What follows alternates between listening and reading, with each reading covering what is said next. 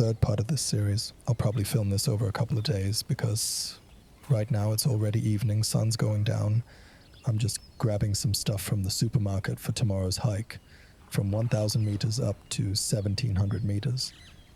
That'll be early morning because by noon the sun is brutal here. Same latitude as Barcelona. It hits hard. So quick supermarket run, then tomorrow morning we go up to 1,700 meters. None of this here has anything to do with self-help, understanding, or learning anything. Best is you just listen, without resisting, without trying to intellectualize it. At some point it clicks, or it doesn't. But effort gets you nowhere here. Understanding doesn't either. It's something way beyond understanding. And I already talked about this in the first two videos, especially that not everyone is born to walk this part of the path I usually talk about. That's not bad. For most people who weren't born for it, it's actually easier to see that and stop searching because they won't find anything anyway, and the search just drags them to places they never wanted to go. That's what part 2 was about. In part 1, I talked a bit about self-help and methods. That'll keep coming up. Methods and advice are some of the worst inventions of the 20th century. That's exactly why they're so popular, because they work. They work in the sense that people get exactly what they want, staying exactly where they are in their conditioned suffering. That's why people love them. It gives them the permission to stay stuck. It doesn't help you move forward or arrive anywhere because you're already here. You never moved a millimeter, and you never will. So in that sense, it doesn't help, but it perfectly gives the mind what it wants, preventing us from looking and seeing how things really are. We always get exactly what we want, so be careful what you wish for. You actually get it. When we buy self-help, we don't want the surface stuff, freedom from suffering, happiness, etc. Underneath is what we really want, what we don't see. That our suffering and emotional chaos give us a reason to exist. It keeps getting confirmed. Our search gets justified, even though there's nothing to find. But we feel driven to keep searching for something that can't be found, because it's closer than our own skin. That's the price we pay for following methods and advice, believing we have to do something or can do something to arrive somewhere, when arriving isn't in the future, it's here. It's only about seeing, not searching, and the belief that we're wrong just the way we are, constantly reinforced from the outside. The belief that we're broken and have to do something to become okay, when the only thing that's broken isn't us, it's our mind. The only thing that can't be improved is us, because the mind wants to stop us from seeing that. It keeps us believing we're the problem. And with that, it plants hope for liberation somewhere in the future, distracting from the fact that liberation is right here. Liberation means seeing what's happening in this moment, all the things I'm listing right now, what you believe, and what it does to you. Liberation means seeing what's happening in this moment, all the things I'm listing right now, what you believe, and what it does to you, how it slowly destroys your life.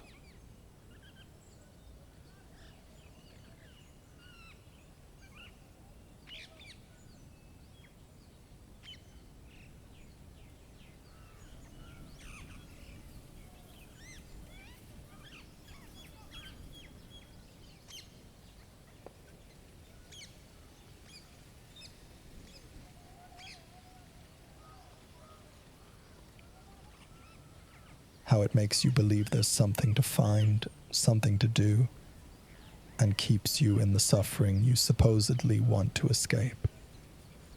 At best, it creates a hatred strong enough on all those beliefs.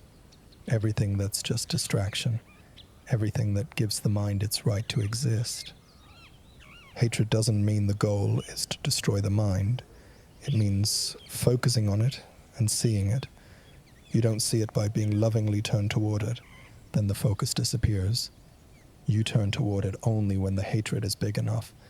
And the hatred is only big enough when you know these things. If you don't know them, no hatred can arise. For example, the belief that there's an external path, something you can do to get rid of your suffering, when the internal thing, the mind, is what causes the suffering, or believing you can force yourself somewhere with methods where you can't even go because you're already here and maybe don't even want to go. I said in part 2, maybe 0.1% are born with the potential to become exceptional in their profession, a legend, and to wake up in the dream world. But actually that's not true. It's maybe 5 people living on this planet right now, and you might never hear about them or be aware that they exist. Pretending you want to arrive there when you weren't born for it only creates unnecessary suffering. I said arrive, but I mean arriving where you already are, while pretending you're not. We rather pretend we're not where we are. We fool ourselves into thinking we're not here, meaning, in the end, you're enlightened, but you act like you're not, so enough hatred can build to focus on the mind and on the things we believe are true but aren't. For that, we need a massive gap, almost tearing us apart, between what we think is true and what actually is. This video will be a lot about dissonance, because I also want to show what I found out over the last years, what helps you build enough hatred by deliberately throwing yourself into dissonance. Because dissonance equals pain. Pain equals wanting to get rid of the pain. But what do I direct the hatred at in the end? Obviously the mind, the thing that isn't true, which includes Maya and ego. Methods reduce dissonance, and that's the last thing we want. Why do methods reduce dissonance? Because they pretend we're making progress.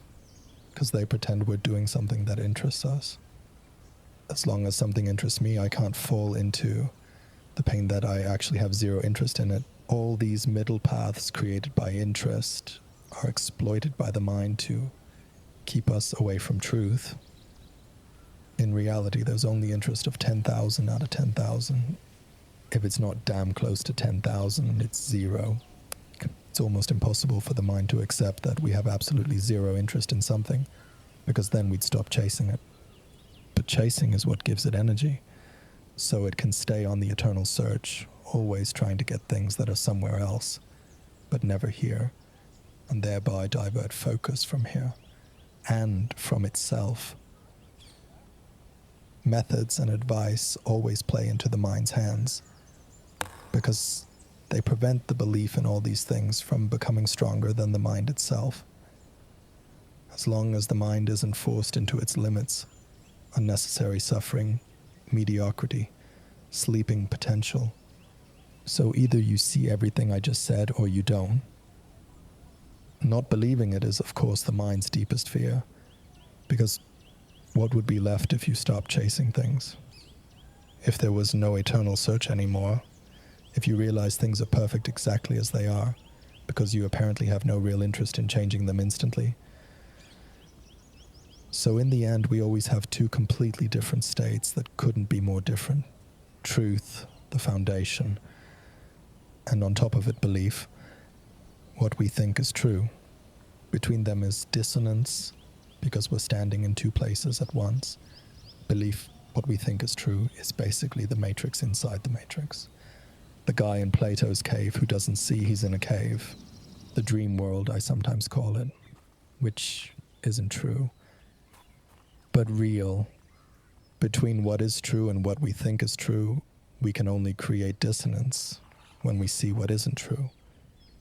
And when we develop hatred for what isn't true, the hatred isn't artificial. We don't strain to create hatred, even if some would love that because they love straining for everything. It just grows when we see what isn't true and what effect it has on our lives. Or it doesn't grow. Both out of our hands. It's about seeing, not understanding, and not straining to get somewhere. You can't have both at the same time. Straining because you think you have to get somewhere, and seeing how things really are. I can't hope my salvation is somewhere in the future when salvation is recognizing the untrue inside me. I can't see and do at the same time. The language of the self-help industry and the mind is always do something, strain, arrive somewhere. Exactly because all of that helps the mind prevent dissonance between belief and truth. As long as you're friendly toward the mind, meditating, gratitude exercises, self-love, no hatred for the pain, for the dissonance between mind and truth will arise. It depends where you stand in life and what DNA you were born with.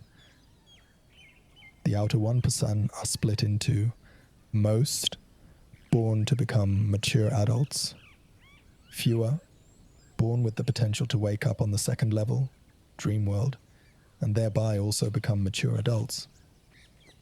The tiniest group, the ones who completely destroy the second level and only see truth, what people call enlightened, and who also become legends in their profession.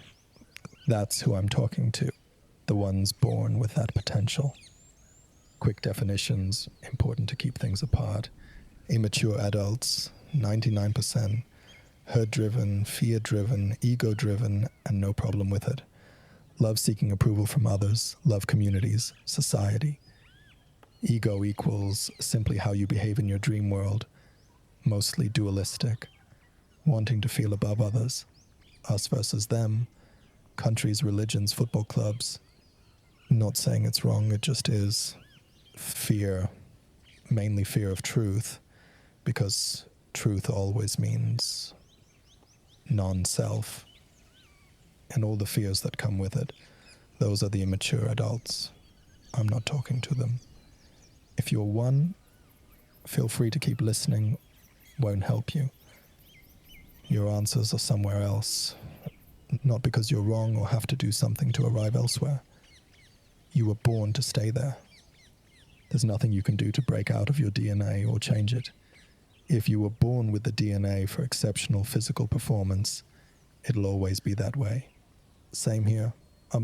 If you were born in the 99%, you can strain all you want to get into the 1%. It won't work. Mature adults are the ones who distance themselves from the herd, not completely draw a line like I do, but partially. They don't climb all the way up the mountain and jump into the volcano like the 0.1%. They stop somewhere, set up camp higher than the immature adults, and get comfortable. Getting comfortable means developing there, but not going further. It gets unpleasant too, but at least it reduces the dissonance between truth and belief when they see it. Mature adults also have beliefs and false truths, but they can see them if they want. Then the 1 in a million born to wake up in the dream world, climb the mountain, jump into the volcano, arrive again where they always were. Like Neo waking up in the Matrix and realizing everything he thought was real wasn't. They live their truth, were born with it. They also have their beliefs, their false truths, and they're in between the whole time, recognizing that the false truths exist. You can't get rid of them, only reduce their influence. That's where I am. With that comes becoming a mature adult, mostly separated from the herd. Took away ego's influence, took away the influence of the fear of non-self that Maya creates. For Maya, that's obviously not very entertaining. It's way more entertaining to build your dream world, floating above truth, never recognizing truth.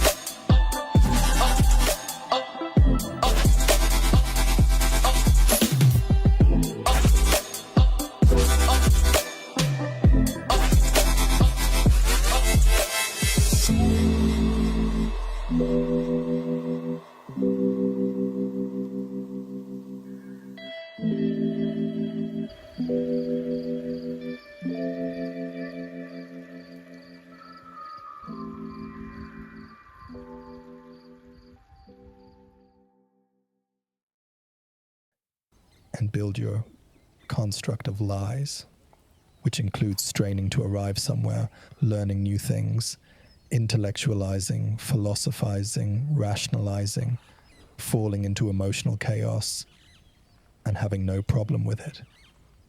All of that strengthens the dream world, the untrue truth, and keeps you from recognizing truth. As long as you float up there and keep feeding your dream world because you find it attractive, there's no reason to recognize truth, and no way for truth to unfold, and no reason to make the dissonance between untrue truth and truth so unbearable that you want to get rid of it, and thereby develop hatred for the untrue that slowly takes away its influence. Instead, you practice self-love, sit on the floor, close your eyes, call it meditation, and reduce the gap between untruth and truth. For the 99% that gives them exactly what they want, entertainment. For the rest, it's an obstacle to recognizing untruth, and thereby living their truth. And then there are the 0.1% born with the potential to wake up in the dream world and become legends in their profession. Same rules. Only the world can't answer the questions they're really asking. Someone from the 0.1% might ask, how do I become a legend in my profession? But that's the untruth asking, and the world answers, just strain more, get up at 5 a.m., keep your core temperature at 37.2 degrees Celsius, 12,000 steps. And the untruth, Maya, goes, perfect, let's do that. Ignoring the truth underneath and preventing DNA from coming out. That's how we manage to ask the world questions that are actually meant for the 99% and prevent ourselves from falling into truth, because the mind feels so entertained by the answers.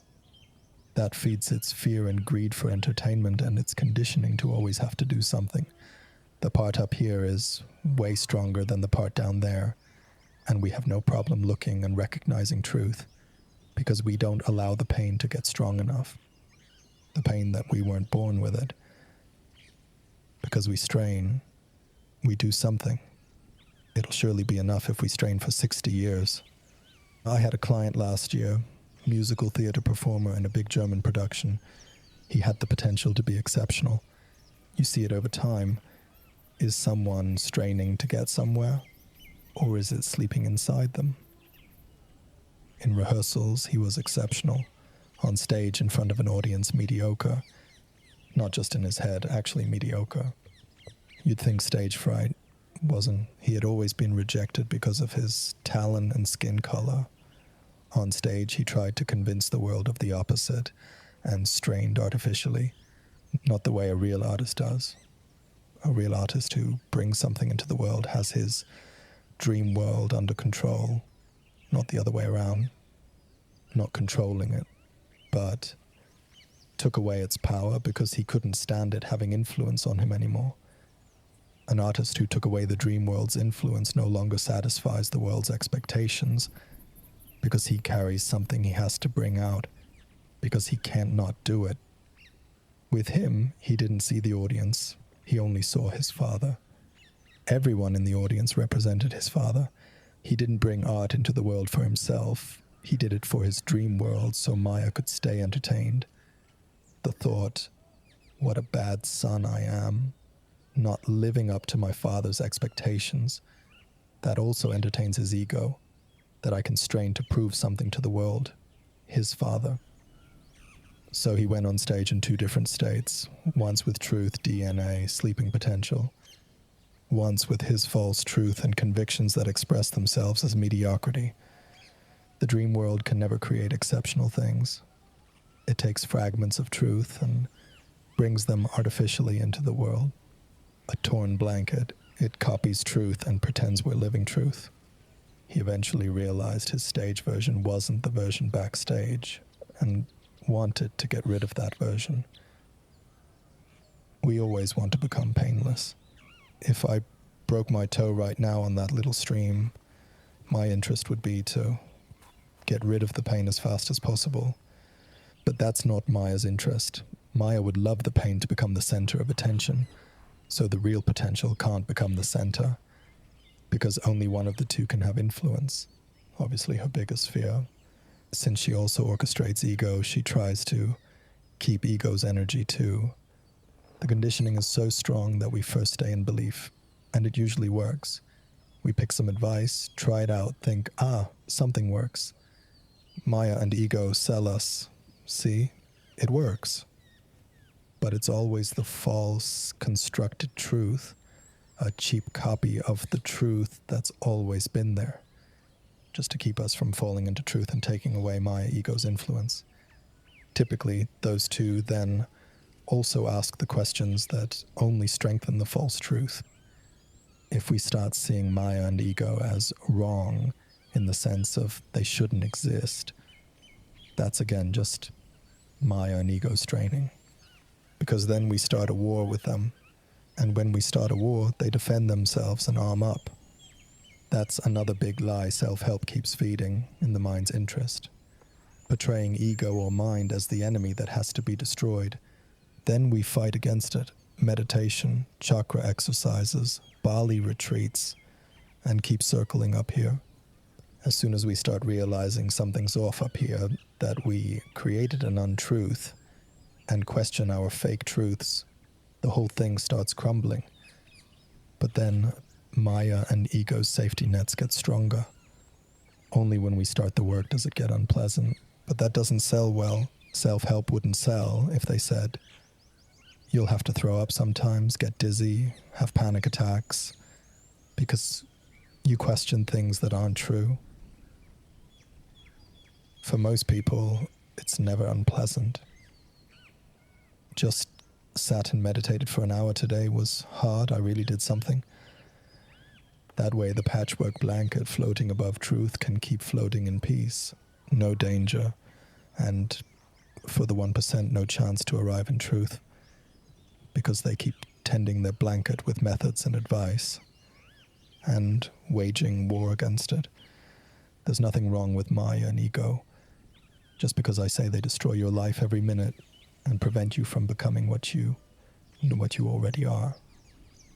Hard to understand that nothing is wrong with them. It just is. We only take away their influence when we learn to see them for what they are, not by straining to get rid of them. If I say the trees here are green, nobody starts painting them blue. That's why it remains reserved for very few to wake up in the dream world and become exceptional in their profession. First, maybe they weren't born for it. Second, the traps are huge because it's so hard to see things as they are. Not because we'd have to do a lot, but because it's right in front of us and we still can't see it, because we always look somewhere far ahead. Instead, we're sold that we have to understand something. And once we finally understand that one thing, we'll reach truth.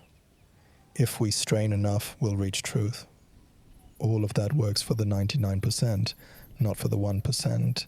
The 1% recognizes that this patchwork blanket is a constructed truth to keep us from falling into truth and living our truth. The 1% only does all this because they can't stand being among the 99%. The 0.1% or 0.01% can't stand the pain of being here, but we're born for it. That's the status quo, the fake truth, the dream world, the matrix, Plato's cave, that you don't recognize as illusion. Waking up means turning around in the cave and seeing that the cave is an illusion we maintain to distract ourselves from truth. Turning around in the cinema and seeing someone behind the projector pressing a button to keep the illusion running, so we get sucked into the film. Because sitting in the film and knowing it's constructed isn't exciting anymore. Films have gotten better over the years. Technology, music, light, immersion. More and more ways found to make us completely forget it's a film. Exactly what Maya does with our dream world. Makes it feel so real that we completely forget it isn't. And we feed it because we have no problem with it being just a copy of truth that only exists to keep us from truth. Even in big blockbusters, the best musicians in the world sit in the orchestra, play the notes, and help us forget it's a film. Sometimes 2,000 people work years just on the effects, and we don't notice that nothing is real. Ropes, green screen, wind machines, makeup, stunt doubles, CGI. We want to forget too. We go to the cinema to forget. It wouldn't be exciting to just watch the behind-the-scenes raw footage.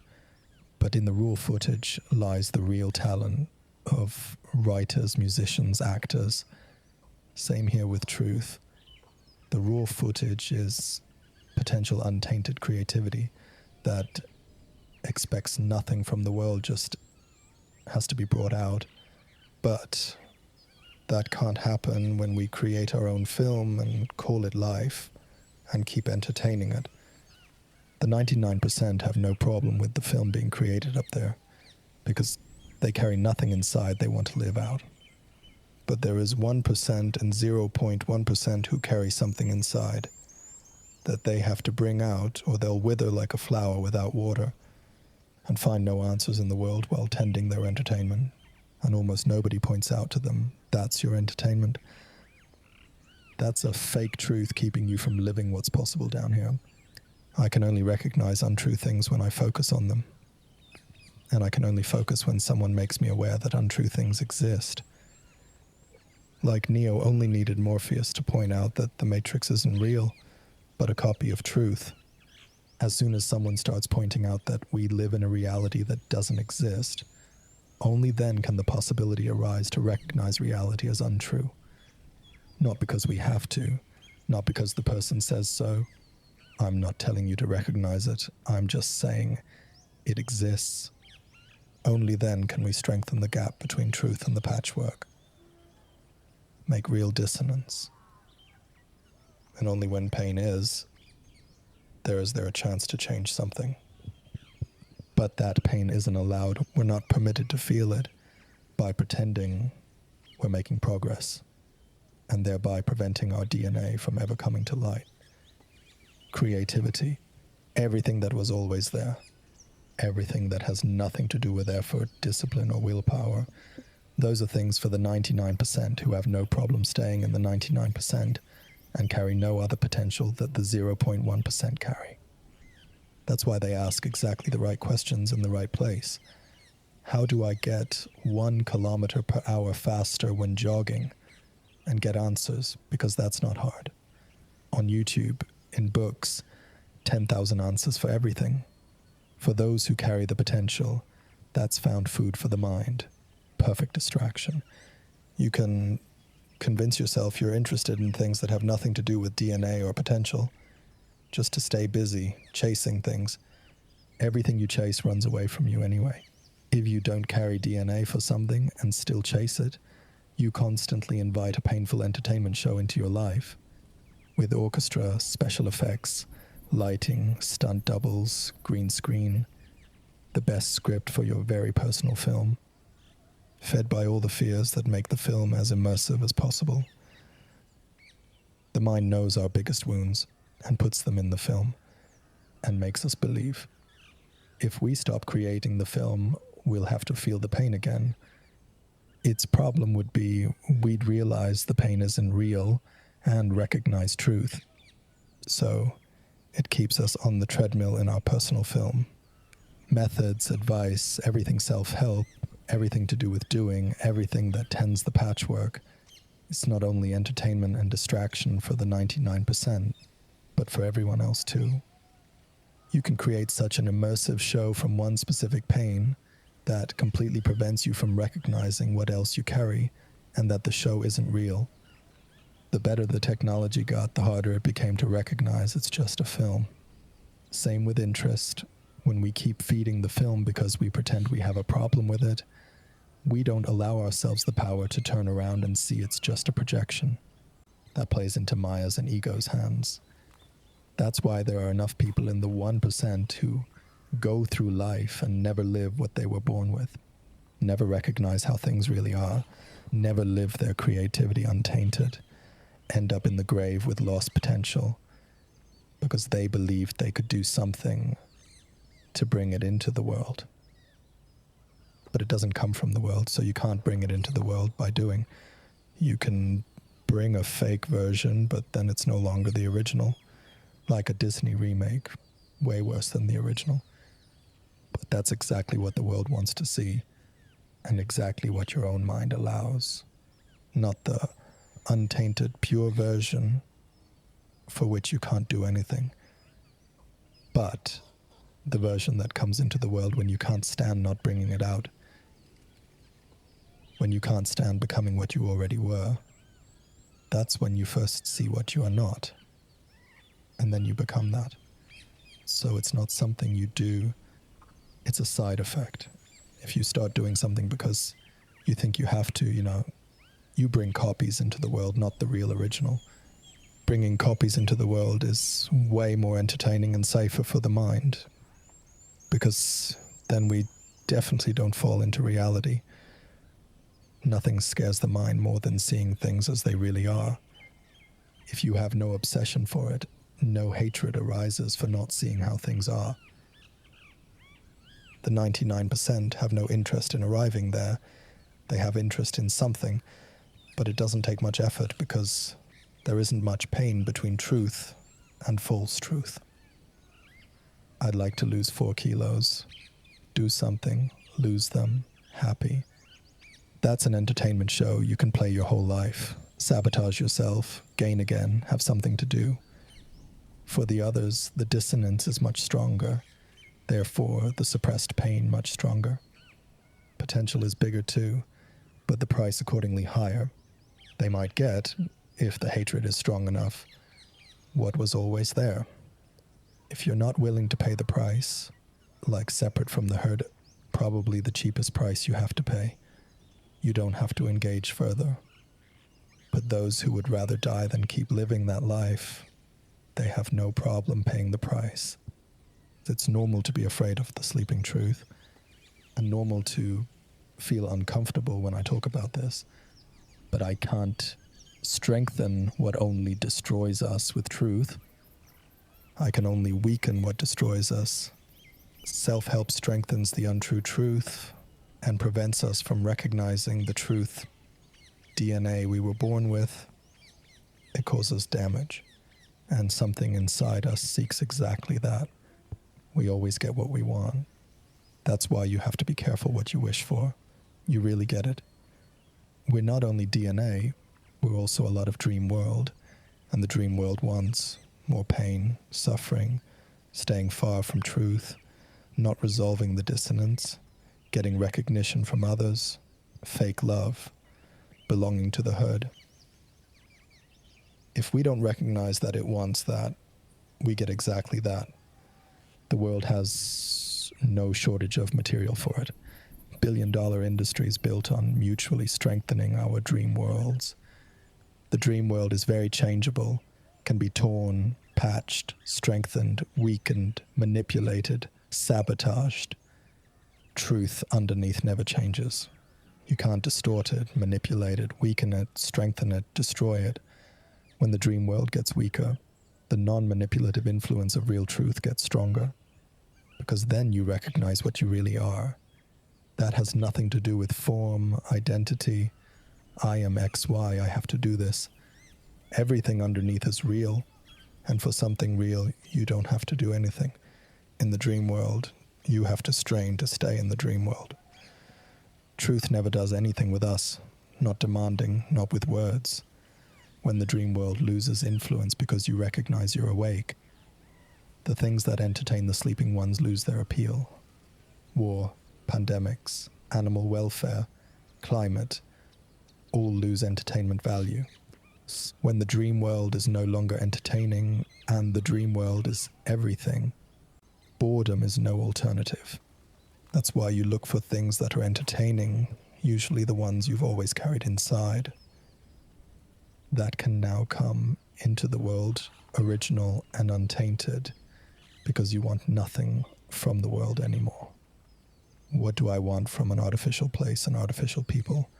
You'll probably bring it into the world, not because you want something for it, those are side effects you don't care about, but because you have no choice.